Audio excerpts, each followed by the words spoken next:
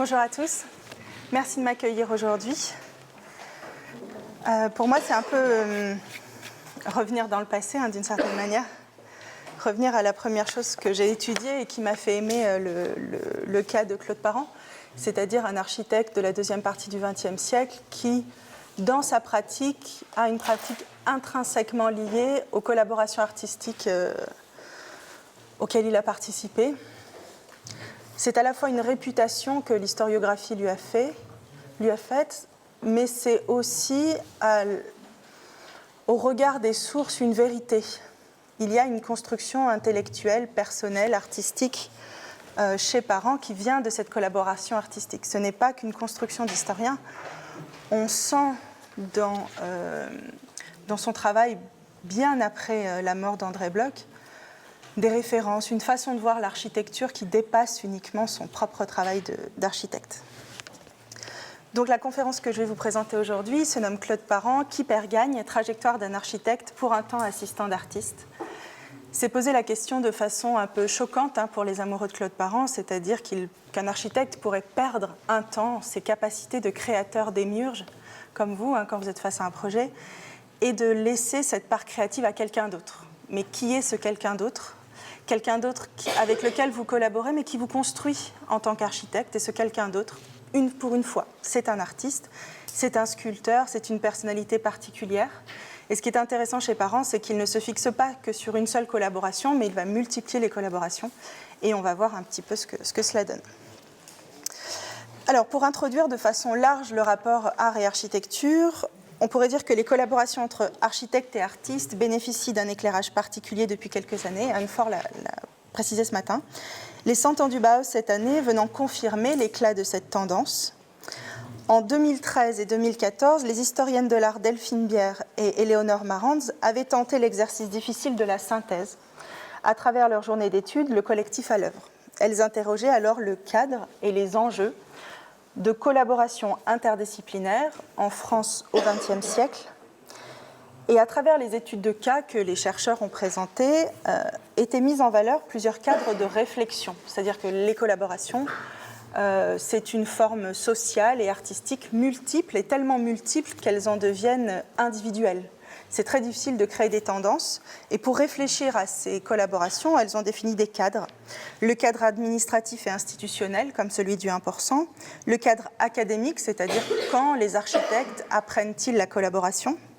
Donc la question de l'enseignement est particulièrement intéressante. Le cadre sociologique et anthropologique, tenter de réfléchir à ce qu'est une expérience collective ou une expérience à deux dans le travail créatif.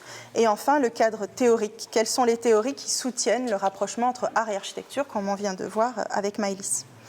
Aujourd'hui, je me propose d'interroger à mon tour l'un de ces cadres en évoquant la collaboration à travers la question de la stratégie professionnelle ou de la collaboration comme situation professionnelle. C'est une façon de rentrer dans une forme de concret, de réalité, ce type de création partagée. La difficulté de cette question étant de ne pas tomber trop vite dans le cadre des généralités, car quand on évoque des situations professionnelles, on parle davantage d'exceptions que de tendances. Il me semble donc plus logique de parler d'un cas concret, celui de la relation entre Claude Parent et André Bloch, et voir ce que ce cas nous dit de la période dans laquelle ils ont exercé, c'est-à-dire les années 50 et 60, et non pas de voir ce que leur collaboration dit de la collaboration en général. C'est juste déplacer la focale d'observation, parce que leur cas précis ne nous dira finalement peu de choses sur l'idée d'un artiste et d'un architecte collaborant. On l'a vu avec Le Corbusier, ça prend des formes totalement diverses. Étudier des stratégies professionnelles présuppose méthodologiquement, c'est un peu la partie de l'introduction un peu aride, mais je pensais que c'était intéressant, présuppose méthodologiquement le choix d'un angle micro-historique pour l'analyse des décisions prises, des allers-retours constants entre la norme et le cas observé, et des connaissances foisonnantes sur la carrière des acteurs, donc en résumé des sources abondantes. C'est ça le problème aussi de la collaboration. Tout le problème est là, selon moi, la collaboration en tant qu'interaction personnelle et sociale est finalement difficilement compréhensible par les sources et l'ambiguïté, qui ne sont que des conséquences, les œuvres qui résultent de ces collaborations, ne sont en fait que des reflets de ce qui a fait la collaboration, c'est-à-dire une interaction personnelle. Quel est le reflet exact des discussions, des tensions et des fâcheries qui ont donné jour à ce type de création partagée? Et ça, malheureusement, les sources sont très difficiles. Elles nous disent rarement ou faussement ou pas précisément ce que ces discussions ont été. Dans le cas de Claude Parent et d'André Bloch, l'étude est encore plus difficile puisque la question financière est particulièrement épineuse. Il ne faut jamais oublier cette question quand on étudie l'art et l'architecture, puisqu'aucune source n'évoque l'aspect économique de la collaboration, et pourtant, comme toute interaction sociale dans le travail, cela fait partie des points importants. Et surtout, l'effort économique dit beaucoup de la hiérarchie des positionnements entre les acteurs. Celui qui paye domine. On pourrait partir de ce présupposé, et l'idée c'est de voir comment ça fonctionne ou pas, en fonction des cas. Autre exception notable dans cette relation, c'est la nature déséquilibrée de la relation. Et ce qui est intéressant, c'est le renversement des rôles. Ici, c'est le sculpteur, celui qui est au milieu, sans les cheveux, qui domine la relation, c'est le dominant par rapport à l'architecte. Souvent, les cas de collaboration démontrent une prédominance de l'architecte sur l'artiste, d'où une forme de déséquilibre dans la relation, parce que l'architecte convie l'artiste, parce que l'architecte donne le cadre de création. Il faut boire de l'eau, hein. Parce que l'architecte propose la collaboration. Alors, pour évoquer ce cas assez traditionnel, mais je n'ai pas de chiffres à vous donner, ce qui montre déjà que ma réflexion est un peu caduque, hein. Si je ne peux pas vous prouver que c'est déséquilibré, c'est difficile, mais je vous prends un cas. Le cas de l'architecte André Gomis et du sculpteur Philolaos, du sculpteur grec Philolaos, qui travaille dès les années 50, en fait, il travaille à Paris. Et dans ce cadre très précis, vous allez voir quel est l'impact de l'architecte face au sculpteur. Alors, les deux hommes, donc Gomis et Philolaos, se connaissent depuis 1960-1962 à peu près. Gomis a déjà commandé du 1% à Philolaos, donc de faire des sculptures qui s'intègrent dans ses projets architecturaux. Et lors d'un voyage en Grèce, alors c'est drôle, hein, ils racontent, ils sont sur une sorte de petit bateau, on a l'impression que ça va être déterminant dans la relation, dans le discours qu'ils ont tous les deux sur leur petit bateau en mer Égée. Enfin, ça a l'air exceptionnel. Et finalement, ça aboutit uniquement au fait qu'André Gomis demande à Philolaos de venir travailler avec lui sur la ZUP de Valence et sur un élément, et en tout cas un lieu caractéristique de cette ZUP. Donc ça, c'est le projet du plan de masse de la ZUP. Il y a une forme de charnière de coude dans le projet, vous le voyez, légèrement décalé à partir de cette place centrale. Et au centre, Gomis, en urbaniste, souhaite mettre une œuvre emblématique, quelque chose d'emblématique, une œuvre signal. Quand je dis œuvre, architecture ou sculpture, au départ, ce n'est pas très défini. Quelque chose de prédominant qui soit le nœud à l'intérieur du nœud urbain. Et propose à Philolaos de travailler avec lui. Et pour la création de cet objet, nécessairement monumental, pour qu'on puisse le voir, hein, dans ce panorama urbain, Gomis a l'idée de porter le financement de cette sculpture, de cet objet de Philolaos, de le porter par le financement des châteaux d'eau. Et donc Philolaos se trouve contraint de travailler à la fois sur un projet ambigu qui soit des châteaux d'eau, un objectif fonctionnel, hein, donc, qui lui permettra d'être réalisé, et une œuvre sentie qui lui ressemble. Le financement de la sculpture pose problème et Gomis propose de réunir donc utile et agréable en associant le financement des châteaux d'eau et l'œuvre d'art. Gomis donc invite, contraint, donne le financement et même donne la première idée, puisque quand on regarde finement la création du projet, c'est Gomis qui donne à Philolaos une première idée potentielle pour cet objet. Il impose donc au sculpteur, et il impose en plus cette idée de la goutte d'eau portée par une structure métallique qui, techniquement, est quand même très compliquée pour un château d'eau. Donc, en plus, me semble-t-il, l'idée n'est pas très bonne, mais il va jusqu'à la contrainte. On va jusqu'à même l'initiation de la création au niveau du sculpteur. Ce qui montre bien la dominance, hein, de l'architecte ici sur le sculpteur. Finalement, le sculpteur reprend ses droits et ses qualités, hein, de constructeur de Philolaos lui permettent d'intégrer le discours des ingénieurs, la construction de châteaux d'eau et finalement de trouver une place dans laquelle il se sent totalement créateur. Et Philolaos finalise sur plusieurs années un projet que vous avez ici réalisé de 2 châteaux d'eau qu'il appelle avec des formes gauches, des formes tournantes, et où il reprend finalement l'acte créateur à lui-même. On voit bien qu'ici, l'architecte se fait commanditeur et guide toutes les étapes jusqu'à la première vision de l'œuvre. Ce n'est qu'ensuite que l'artiste retrouve une certaine liberté. Dans le cas de Claude Parent, la situation s'inverse, en effet, car c'est le sculpteur qui a le leadership dès le départ. Cette communication sera donc l'occasion de se demander pourquoi ce renversement des rôles a lieu et dans quelles conditions le sculpteur peut enfin dominer l'architecte. Puisqu'évidemment, c'est un débat ontologique et hiérarchique important quand on parle de synthèse des arts. Le premier chapitre de l'intervention se nomme le rapport de dépendance. Je vais essayer de définir quel est ce rapport de dépendance entre sculpteur et architecte. Tout commence en 1951. Le jeune Claude Parent se positionne sous l'aile d'André Bloch. Il est alors étudiant, non diplômé, ce qu'il sera pendant longtemps, et il développe des rapports de dépendance avec un sculpteur, mais qui n'est pas que sculpteur. Voilà tout le nœud de la réflexion. Ce qui fait de la figure d'André Bloch quelqu'un d'important, c'est qu'il est aussi une figure de proue du réseau des architectes de la deuxième partie du XXe, en étant le grand directeur de la revue L'Architecture d'aujourd'hui. C'est ça qui fait plus que son aspect de sculpteur, c'est cette part de son travail professionnel qui fait de lui une personne emblématique. C'est une figure de référence donc pour un jeune étudiant dont la carrière est juste naissante. La collaboration qui va naître entre les deux hommes puise ses particularités dans différentes choses. Dans la longévité de leur rapport professionnel, environ 12 ans, et ces 12 ans avec des échanges quotidiens, c'est donc lourd, c'est presque une parenté qui se met en place. Dans des phénomènes de dépendance réciproque, le jeune architecte a besoin de commandes, de réseaux et de protection. Le sculpteur a besoin d'un architecte, d'un collaborateur et d'un auditoire. Dans la question des personnalités, ça joue aussi beaucoup. Elle puise aussi cette relation, sa particularité, dans leur discours commun, construit autour de la notion de plastique architecturale. Et même si aujourd'hui on peut parler de discours commun, à l'origine, c'est bien Bloch qui distille ce discours et ses parents qui s'en abreuvent et qui le saisit. Enfin, dans les nombreux projets architecturaux, j'avance un peu, dans les nombreux projets architecturaux et artistiques qui émaillent leurs relations. Alors pour vous montrer un petit peu le bâtiment le plus caractéristique de cette relation, enfin le plus emblématique, c'est la Maison de l'Iran à la Cité internationale universitaire de Paris. Alors, voyons comment cela commence, par des critiques. En 1954, au moment où, donc ça fait déjà 3 ans qu'ils travaillent ensemble, Lionel Schein, qui collabore avec Claude Parent, qui sont copains d'école des Beaux-Arts. Voilà ce qu'il dit. Notre séparation, donc entre Schein et Parent, puisqu'ils travaillent ensemble aussi assez quotidiennement à ce moment-là.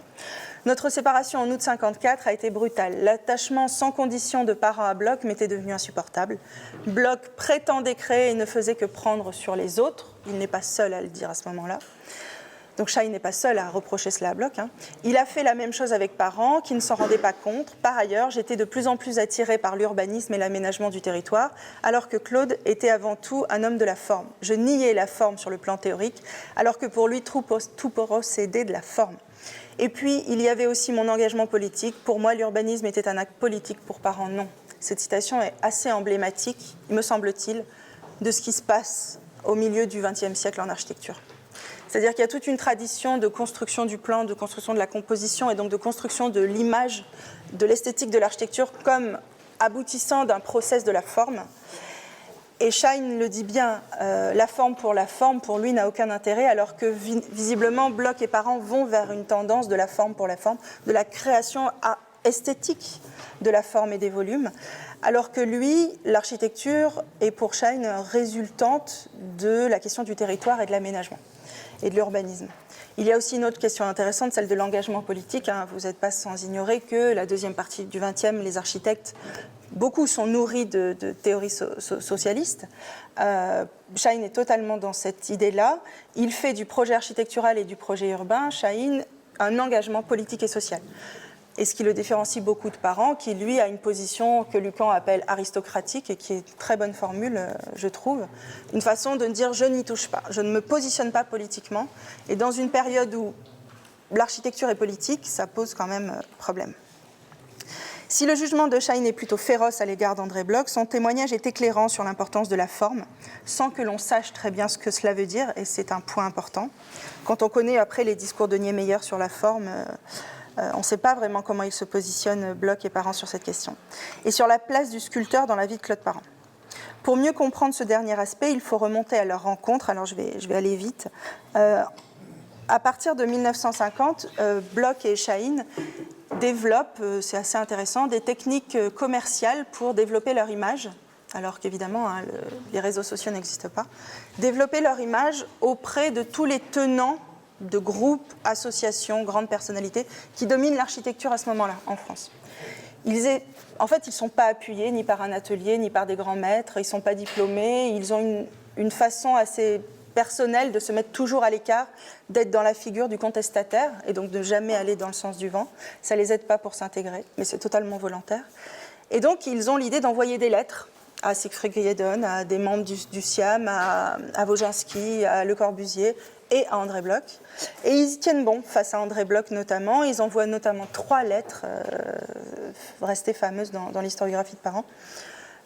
Et Bloch les reçoit au bout de quelques mois et leur dit je ne peux rien faire pour vous vraiment, à part vous proposer d'écrire un article, mais même l'article, il sera écrit que 2 ans plus tard.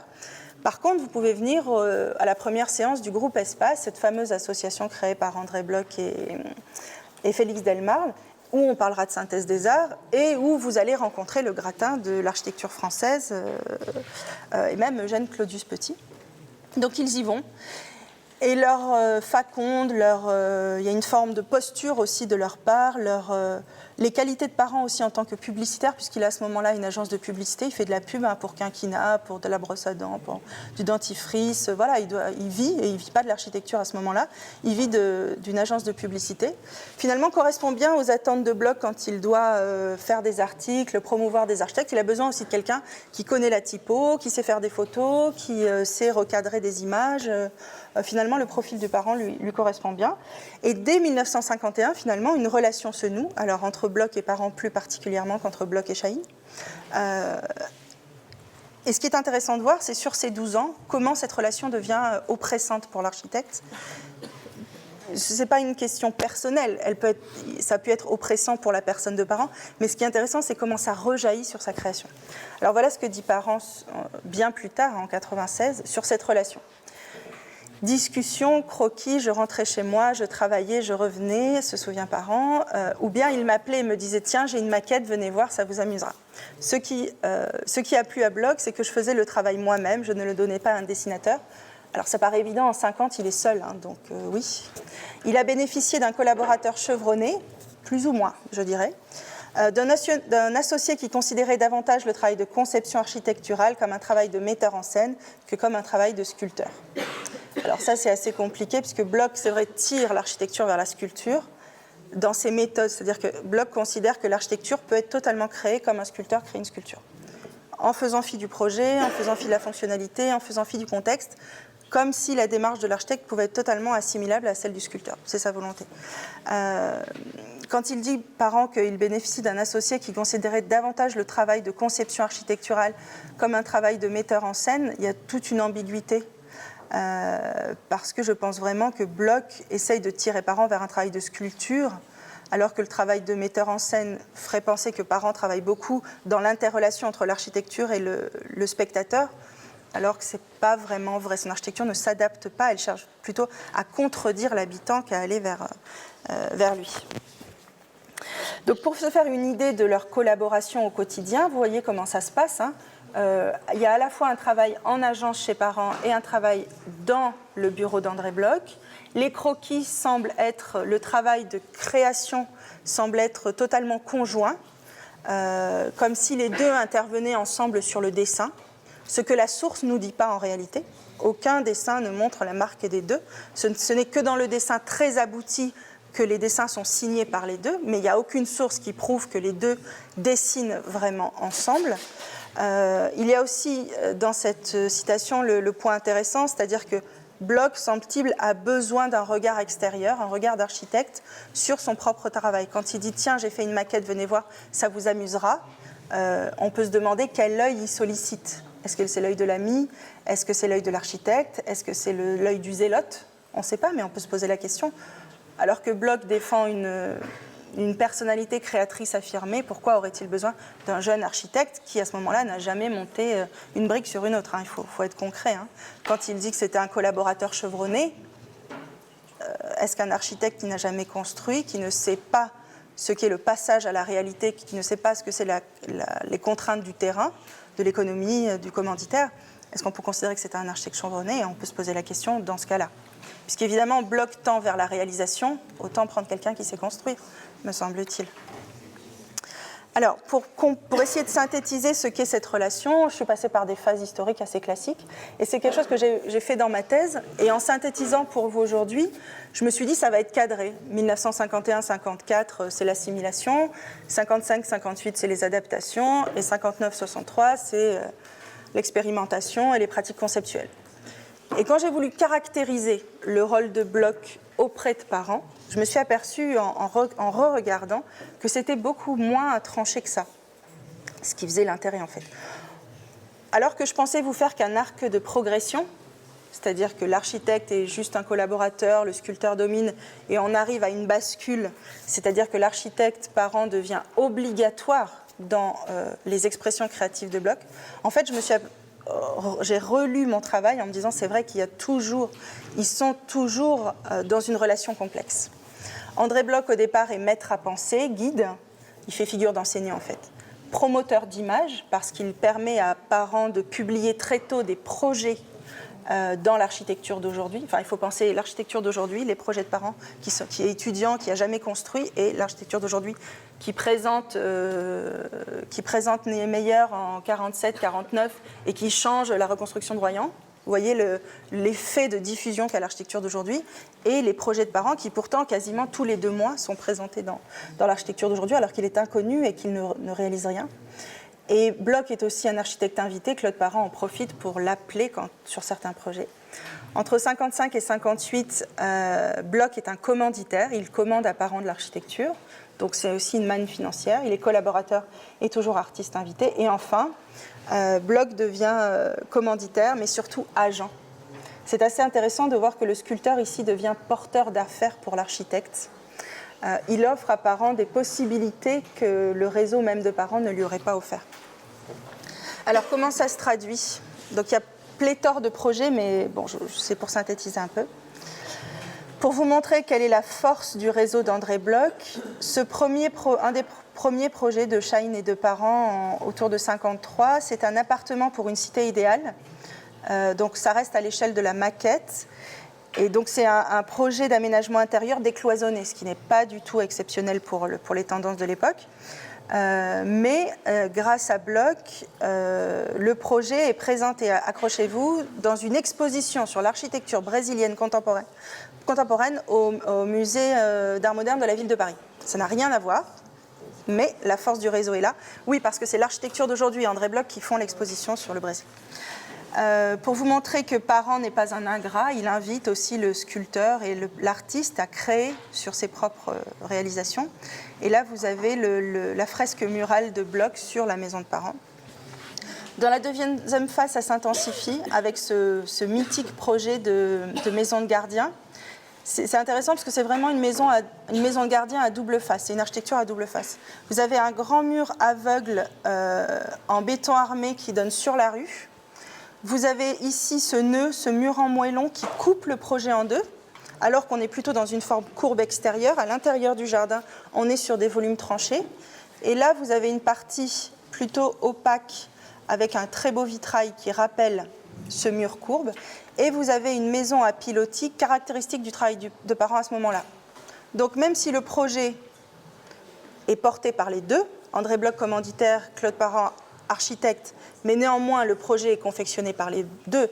Évidemment, André Bloch, pour sa propre maison, ne va pas laisser quelqu'un créer totalement de façon individuelle. Donc il y a effectivement la patte des deux, mais on voit sur le projet qu'il y a aussi la patte des deux. Il n'y a pas de fusion dans la création, il y a juste toi tu vas te mettre là et toi tu vas te mettre là. Le résultat donne ça, alors qu'il semblerait que dans la création, c'est rare que quelqu'un dise tu vas t'occuper de ça et moi je m'occuperai de ça. Il y a vraiment des interrelations dans le projet. Autre chose, alors là, je soupçonne que ce soit André Bloch qui aide Claude Parent à avoir le projet. C'est le projet de réaménagement du café du Rond-Point des Champs-Élysées qui n'existe plus et qui est un projet qui tire esthétiquement à la fois chez Lobet, chez Alto. C'est un projet hyper référencé. Claude Parent intervient sur l'aménagement intérieur, sur les grandes idées de l'aménagement. Il laisse le mobilier et notamment les luminaires à Bayache. Mais l'idée du plafond déconstruit et tombant, c'est-à-dire cette idée que l'apesanteur dans l'architecture peut être présente et signifiante, ça vient de Parent. Mais Bloch a des morceaux choisis, comme ces magnifiques luminaires tombants. Les peintures murales qui rappellent vaguement l'aubette de l'entrée, mais aussi la toile qui descend au-dessus, les compositions colorées sur les tables. Bloch a une patte artistique assez présente. Et la troisième phase, où là, vous avez des projets d'architecture autonomes, où les deux travaillent de concert. Alors, ce serait trop long à expliquer le cheminement de ce travail coordonné, mais ce que je voulais vous dire de façon plus concrète, c'est de vous montrer que, par exemple, ces trois projets sont totalement liés. Celui-là est en Iran, celui-là, c'est la maison de l'Iran à la CIUP, celui-là, c'est le projet de maison de vacances d'André Bloch, enfin pour André Bloch. Ce qui est intéressant entre ces trois projets, c'est de montrer que André Bloch, en tant que sculpteur et directeur de l'architecture d'aujourd'hui, se crée un réseau parmi les architectes représentants de leur pays. Ce sont les architectes qui envoient des dossiers et des photos de l'architecture de leur pays à l'architecture d'aujourd'hui. Bloch se crée comme ça un réseau international assez intéressant. Les architectes iraniens, Foroughi et Jieh, ici, sollicitent Bloch ensuite, à l'issue de cette collaboration au sein de la revue, pour produire des œuvres d'art en Iran. Et finalement, ça rejaillit sur Parent, puisque quand le réseau iranien de Bloch se trouve coincé sur le projet de la maison de l'Iran, parce que leur projet ne correspond pas à ce que la CIUP souhaite, les architectes iraniens font appel à Bloch parce qu'en tant que figure clé de la scène architecturale, ils pensent, à juste titre, qu'il va pouvoir débloquer certains mécanismes administratifs de l'urbanisme, etc. En récompense, les architectes iraniens offrent à Bloch la possibilité d'intervenir sur le bâtiment. Et Bloch a tout de suite le ressort de dire « je veux bien, mais moi je ne suis pas architecte, donc je vais vous proposer un architecte qui pourra faire l'architecte d'exécution et qui pourra traduire mon travail dans votre œuvre ». Et ça donne la maison de l'Iran. Qui, de visu, est plutôt une citation du travail de Mies van der Rohe, on est tous d'accord là-dessus. Mais derrière ça, il y a quand même une équipe iranienne, une équipe française, un plasticien conseil, 3 architectes, 2 architectes iraniens qui ne verront pas la fin du bâtiment parce que la révolution iranienne sera passée par là, un architecte d'opération qui a à la fois un impact énorme sur la réalisation du projet et un impact faible sur la conception en elle-même, même si tout le monde avait déjà noté la parenté entre ces deux projets. Celui-là arrive d'abord, Parent et Bloch, celui-là arrive ensuite. Mais les architectes iraniens étaient déjà arrivés à cette solution parce que les niveaux de carrière en dessous obligeaient une structure métallique à pilotis et non pas du gros de l'ossature béton armé. Mais néanmoins, ce qui est intéressant ici, c'est de montrer comment Bloch, par son réseau, et un réseau hyper spécifique, son réseau iranien, à faire entrer Parent et à être un pourvoyeur d'affaires important. Et quand vous regardez les revues aujourd'hui, c'est Claude Parent qu'on nomme quand on parle de ce projet, alors qu'il est loin d'en être à la tête. Donc très vite, André Bloch prend une place importante dans la carrière de Parent, notamment, non seulement parce qu'il lui donne accès à une culture artistique et architecturale, autre que celle de l'École des Beaux-Arts, on parle de la synthèse des arts, du groupe Espace, le néoplasticisme, etc., mais parce qu'il lui ouvre aussi un réseau de commanditaires, et ici je vous ai montré l'exemple iranien, mais j'aurais pu vous en montrer d'autres, des opportunités professionnelles, des programmes et des pratiques conceptuelles, comme l'architecture-sculpture, qui ne lui étaient pas accessibles jusqu'alors, et c'est sans doute cet aspect qui explique la longévité de la coopération, puisque l'architecte trouve énormément de ressorts dans cette relation et pas uniquement de l'influence sur la création. Si l'on raisonne en termes de pourcentage, durant la première et la seconde phase, dans 85% des cas, c'est Claude Parent qui propose à André Bloch, donc c'est le jeune qui fait appel au vieux dans le terme d'expérience, et qui propose à André Bloch de participer à l'étude de l'un de ses projets. Si le sculpteur tient une place de premier plan auprès du jeune concepteur en architecture, le directeur de l'architecture d'aujourd'hui a une autorité professionnelle bien supérieure sur le jeune chef d'agence que le sculpteur n'en a sur l'architecte. Les rapports de force se renversent ensuite. À partir de 1959, l'architecte se fait moins pressant. Dans 70% des cas, c'est désormais André Bloch qui sollicite Claude Parent pour l'aider à dessiner ou à construire des projets théoriques ou plus concrets. Cette évolution est significative du changement de positionnement et des pratiques d'André Bloch, qui lui-même prend de l'autorité et qui passe parallèlement de l'objet sculpté à l'architecture, puisqu'avec ses habitacles dans son jardin, donc là vous avez celui qui existe encore aujourd'hui, lui-même devient le chef de projet, le maître d'œuvre de projet. C'est finalement cet axiome, ces situations professionnelles mêlées, qui fait toute l'originalité de cette collaboration dans l'histoire. Rarement, en effet, les jeux de pouvoir se sont trouvés à ce point renversés, l'artiste faisant figure de mentor et d'invité permanent dans l'agence de l'architecte, loin de la norme en vigueur du 1%, et le maître d'œuvre devenant l'architecte conseil de l'artiste, loin de la figure de l'architecte démiurge. Et cela fonctionne bien. Cette relation privilégiée entre Bloch et Parent permet au jeune architecte de stabiliser sa situation professionnelle.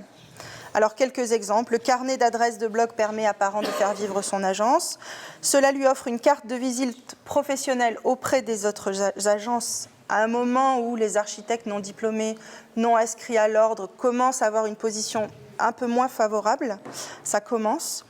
Le symbole de cette relation qui perdure, c'est le fait que André Bloch permet à Claude Parent de rencontrer Pierre Vago, qui est à ce moment-là de grosses affaires, notamment à Lourdes. Et Vago, ça fonctionne plutôt bien avec Parent, mais la différence entre Bloch et Vago, c'est que Vago, c'est un architecte qui a une agence, qui a des projets, qui a une situation professionnelle plutôt traditionnelle et qui invite le jeune architecte à être une sorte de dessinateur dans les projets.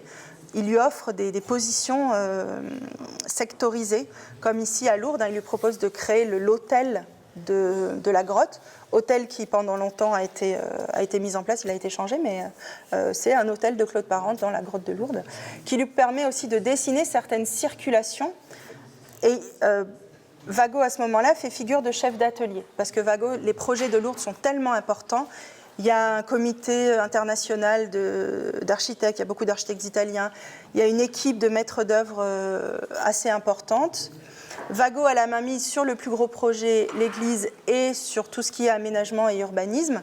Et dans sa section, dans ce qu'il doit faire, Vago laisse à Parent une certaine liberté, toujours sous supervision, mais ça ressemble vraiment à ce qu'un architecte pourrait faire en agence chez un patron, une expérience que Parent n'a jamais vue, n'a jamais eue, ce qui est tout à fait étonnant en fait.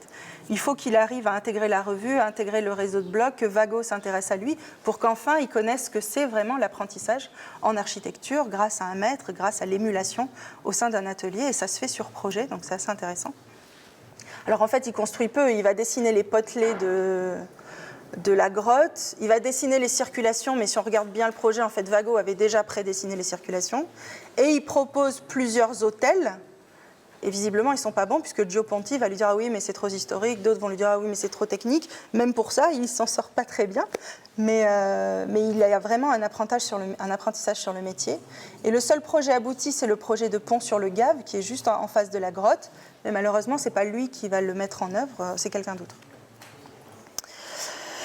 Donc en fait, tout ça pour vous dire que la relation, la progression dans la carrière grâce à un sculpteur fonctionne plutôt bien. La fascination de Claude Parent pour André Bloch se transforme définitivement en rejet lors de la création de la Maison des Jeunes et de la Culture de Troyes. Alors, je ne sais pas si j'ai assez de temps pour développer. Oui. Alors, pour vous montrer un peu l'ambiguïté de ce projet, j'ai mis des citations. Voilà ce que dit Bloch. A priori, vous arrivez sur un projet, vous lisez juste ce qui est dit et voilà ce qu'on peut en tirer. Autre exemple, celui d'une étude de prototype de Maison des Jeunes et de la Culture réalisée par Claude Parent et Georges Patrix pour la compagnie Saint-Gobain. L'élément principal de ce centre culturel, donc, qui a été réalisé, comme vous le voyez, mais qui depuis a été détruit, c'est le projet de Parent et Patrix, et voilà ce que dit Bloch. L'élément principal de ce centre culturel a une forme directement issue d'une sculpture d'Ipoustéguy. Quand vous lisez ça, vous vous dites... Super, je cherche la preuve, mais en tant qu'historienne, ça me donne une bonne piste pour savoir comment Parent et Patrix en sont arrivés à cette forme totalement introvertie, en amiante ciment, sans éléments intermédiaires pour casser la vue, plutôt intéressante, mais assez marquante dans le paysage. Et en fait, quand on regarde les interventions de Parent, ce que dit Parent, il dit quelque chose de tout à fait différent. Plusieurs fois, Bloch, quand je lui montrais mes maquettes, essayait de les modifier, de leur rendre une apparence plus plastique. Je n'ai jamais suivi cette voie, au contraire, ce qui est partiellement faux, vous l'avez vu, puisqu'il nous prouve qu'il a une vision plus plastique. Je me rapprochais d'une géométrie plus pure et plus dure. Ainsi en a-t-il été pour la maison de ruche, où aucune de ces idées, donc les idées de Bloch, n'ont été prises en compte. La maison de ruche, c'est exactement la même période que la maison des jeunes et de la culture. Et quand j'ai interrogé Parent, en 2014, il me dit oui, Bloch ici s'est servi de l'article qu'il a écrit et de la puissance qu'il avait dans les revues pour imposer une image, une collaboration fictive sur mon projet qui n'était pas réelle. Jamais Parent sur ce projet n'a été influencé par une sculpture d'Ipoustéguy. Et jamais Bloch ne dit, selon moi en tant que créateur, en tant que sculpteur, je vois un rapport entre les deux. Non, Bloch dit bien, l'élément principal de ce centre a une forme directement issue d'une sculpture d'Ipoustéguy. Donc ici, Bloch refait l'histoire d'un projet de Parent au moment où il le crée. Donc vous voyez la mainmise de Bloch sur Parent qui va beaucoup plus loin que simplement lui imposer une vision plus plastique de l'œuvre. C'est vraiment une propagande. Et cette propagande, ce qui était le plus intéressant, c'est de voir pourquoi Bloch développe ce type de propagande. Il développe ce type de propagande parce qu'à ce moment-là, dans l'architecture d'aujourd'hui, dans ses revues et dans sa pratique, il veut développer la notion de sculpture architecturale et donc promouvoir la figure du sculpteur comme étant une figure essentielle dans la création de projets de grande ampleur. En gros, il veut trouver du boulot à des sculpteurs, en gros, caricaturalement. Et donc, le fait de montrer des projets de Parent réalisés en plus, qui auraient cette vision, cette double vision art et architecture, pour lui, c'est drôlement important. Alors que s'il n'avait fait que montrer ce qu'il fait dans l'architecture d'aujourd'hui, si vous regardez les projets de Parent à ce moment-là, ce sont des projets qui, par leur désaxement, par la confrontation des volumes, par la finesse de certaines oppositions de couleurs et de matière, ont une recherche plastique, ont une recherche formelle qui dépasse, j'allais pas dire qui dépasse le travail de l'architecte, ce qui est faux, parce qu'évidemment les architectes maîtrisent absolument tous ces éléments, mais qui dépasse ce que l'on pourrait attendre de ces projets. Pourquoi désaxer autant la toiture de ce pavillon qui n'est même pas fini, qui va être remporté par une coulée de boue, donc on n'a que de vieilles photos. Pourquoi jouer autant le déséquilibre ? Il me semble, dans l'étude que j'en ai faite, que c'est parce que Parent a connu la culture de la collaboration avec Bloch qu'il accentue tellement ces oppositions de volume, de contraste, parce que ça a une vision plus plasticienne de l'architecture, qu'il tire chez Bloch. Alors, une partie plus rapide, les échos de cette double pratique, de cette pratique collaborative dans l'œuvre de Parent. Il se fâche en 63, Bloch meurt en 65-66, je sais pas, entre les deux années. Qu'est-ce qu'il en reste ? Alors, Parent dit plus d'artistes, j'en ai marre, je veux travailler pour moi, je veux être un vrai créateur, un vrai architecte. Et en fait, on ne peut pas se départir de ce qui nous a construit, ça le prouve bien. Il devient paradoxalement une agence pour artistes et il développe des collaborations artistiques avec plein d'artistes. C'est normal, c'est son réseau, c'est Bloch qui lui fait son réseau. Donc le réseau qu'il a, ce sont principalement des artistes, grâce au groupe Espace notamment. Donc avec Nicolas Schoeffer, pour des projets, celui-là va être réalisé, le projet de centre commercial sera réalisé, pas la sculpture de Schoeffer, mais Parent a bien la volonté de demander à Schoeffer de venir faire une œuvre sur l'économie du projet, il n'y a pas de 1% dans ce cas-là. Avec Yves Klein, le plus célèbre des collaborations de Parent, qui là aussi est très particulière, je vous en parlerai tout à l'heure, mais pour vous montrer, avec Jacob Agam, qui est malheureusement, Agam n'a pas souhaité s'entretenir avec moi, donc il y a une perte d'informations essentielles, parce que le projet, c'est lui qui crée ce projet de théâtre à scène multiple. Il fait appel à Parent pour certaines choses dont je vais vous parler, mais ce projet, c'est lui qui l'a monté, c'est lui qui le maîtrise en tant qu'artiste. Il veut faire un projet de théâtre à scène multiple. C'est des idées qu'il puise dans sa pratique quotidienne d'artiste. Donc c'est lui le personnage principal de ce projet, c'est pas Parent. Évidemment avec Virilio, qui reste le plus célèbre, aujourd'hui le théoricien. Mais au départ, c'est quand même un artiste. C'est un maître verrier qui fait des antiformes, qui pratique qui pratique artistiquement, qui fait beaucoup de photos aussi. Donc au départ, cette collaboration, c'est une collaboration qu'on peut mettre sur le même pied d'égalité qu'avec André Bloch. Et l'apothéose en 1970, quand Parent arrive par un jeu de réseau à devenir commissaire principal du pavillon français de la Biennale de Venise de 70. C'est une biennale d'art. On demande à un architecte de faire en gros la mise en scène et le curateur. Et évidemment, il est entouré d'artistes à ce moment-là. Alors, pour résumer, quel est son rôle? Alors, tous les projets sont très spécifiques. Mais si je devais résumer, quel est le rôle de l'architecte face à ces artistes une fois digérée la relation avec Bloch? Ces plasticiens choisissent de s'adjoindre les services d'un architecte pour 2 raisons. Parce qu'ils ont besoin d'une expertise ou de conseils concernant la viabilité technique de leur projet. Là, quand il s'agit d'une architecture de l'air, on comprend. Il s'agit donc ici de crédibiliser un projet abstrait. Donc on peut tout à fait avoir besoin de la figure de l'architecte expert. Deuxième point, parce qu'ils souhaitent donner une image forte, Klein dira presque publicitaire, dans le cas de Klein, à leur idée. Et donc en deuxième point, pourquoi ils font appel à Parent? Pour promouvoir leurs idées. Ce qui est intéressant, c'est que dans le rôle du promoteur d'idées, Parent fonctionne très bien, puisque c'est un très bon dessinateur, un dessinateur utopique qui n'a pas peur de décloisonner sa pratique de l'architecture, et donc il produit des dessins tout à fait intéressants. Par contre, dans la figure de l'architecte expert, je dois le dire, c'est pas un bon technicien, Parent. C'est pas mauvais de le dire, c'est vrai. C'est pas un technicien, c'est pas un ingénieur. Il n'a pas de connaissances spécifiques ni sur les matériaux, ni sur n'importe quelle structure. Il y en a de bien meilleurs à ce moment-là. Surtout quand il s'agit de construire d'imaginer des pompes à eau, des bus d'air qui puissent envoyer des pressions énormes. Parent n'est pas du tout adapté. Mais du coup, le choix de cette figure de Parent est intéressante parce qu'on sent bien que les artistes, c'est promouvoir qu'ils veulent. C'est faire passer un projet artistique, une idée parfois, simplement, dans une première phase de concrétisation. Et cette phase de concrétisation, elle passe par le dessin. Évidemment, quand on parle d'architecture de l'air, on projette d'abord, on n'y va pas tout de suite. Et du coup, on sent bien qu'ici, la figure de Parent est intéressante parce qu'il dessine bien. Donc, c'est intéressant de voir qu'un architecte aussi peut être uniquement faire appel à lui uniquement pour la maestria de la main. Si Claude Parent ne possède pas de compétences particulières dans le domaine de l'ingénierie et maîtrise finalement mal les aspects les plus techniques de certaines propositions, il excelle en revanche dans l'exercice de la mise en image, formé par son goût pour le dessin et par ses connaissances en matière de publicité. La collaboration avec André Bloch n'est pas directement liée à ce succès auprès d'autres artistes. Bloch lui offre un cadre favorable de rencontre, mais il ne fait pas figure d'intermédiaire dans ce cas, comme dans celui-là, comme avec Virilio ou comme avec Klein. Ces artistes pousseront la porte de l'Argence Parent pour sa réputation d'architecte ami des artistes et non pas pour sa réputation de collaborateur d'André Bloch. Bien qu'exceptionnelles, ces collaborations ponctuelles avec des artistes ne rapportent rien à l'agence. Et ça, c'est un point intéressant. Aucun de ces artistes ne donne de l'argent à Parent pour ses dessins. Et rarement des commandes seront associées à ces collaborations, à part dans le cas de Virilio, puisque Virilio, en fait, il lui amène un projet de concours, une idée de concours.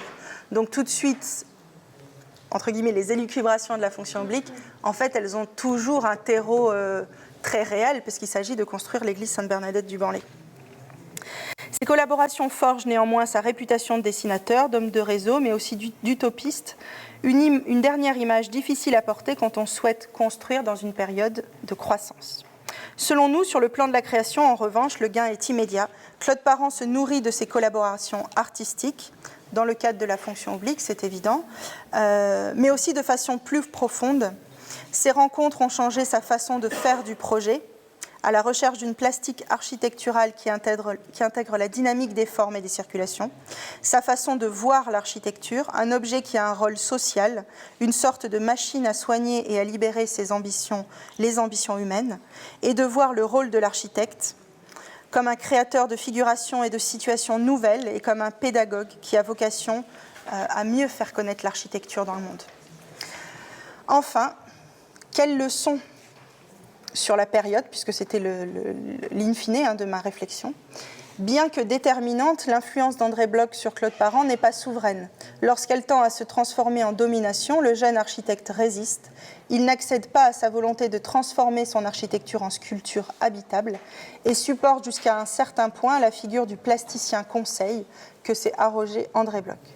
Sensible à la collaboration artistique, Claude Parent reste personnellement attaché à son indépendance créative, bien que celle-ci reste durablement inspirée. C'est pour ça que je vous montre ce projet. L'ascendant du sculpteur forge ainsi le tempérament créateur de Claude Parent et le conditionne à la recherche d'une plasticité formelle, plus qu'elle ne le conditionne finalement à l'obligation de la collaboration. Enfin, qu'est-ce que ces collaborations de Parent nous disent sur les 30 Glorieuses ? 4 choses. Tout d'abord, le rayonnement de la figure d'André Bloch et de ses revues, qui devient un carrefour, un nœud relationnel pour les architectes et les plasticiens des années 50 et 60. Deuxième point, qu'il y a bien une tendance à percevoir dans le rapprochement de l'art et de l'architecture de ces années-là. Le nombre d'artistes cherchant à faire œuvre de constructeurs et à changer de dimension artistique dans leur rapport à la ville, à la grande échelle et aux spectateurs est très intéressante. Troisième point, il est significatif de voir que la figure forgée par Claude Parent, le collaborateur d'artistes, l'utopiste, le dessinateur, n'est en réalité pas du tout incompatible avec la période de la croissance, pourtant fonctionnaliste, dans laquelle il œuvre. Pour s'en convaincre, il suffit de nommer ses commanditaires principaux des années 70, comme EDF, comme les succursalistes Goulet-Turpin ou la Foncière des Champs-Élysées. Des entreprises privées ou semi-publiques qui cherchent alors, chacun à leur échelle, à changer d'image de marque, d'où souvent le choix de Claude Parent, et qui utiliseront l'architecture pour y parvenir. C'est pour ça que la figure de l'utopiste, même si elle semble décontextualisée à ce moment-là, je ne veux pas dire qu'il est le seul, évidemment que non, mais rares sont ceux qui passent à la construction dans la continuité de leur utopie, ça fonctionne parce que des entreprises ont besoin aussi, paradoxalement, de ces utopies pour transformer leur image. Preuve que l'architecte radical ne fait pas peur s'il a un réseau, s'il a le réseau qu'il faut et la situation professionnelle adéquate. Merci.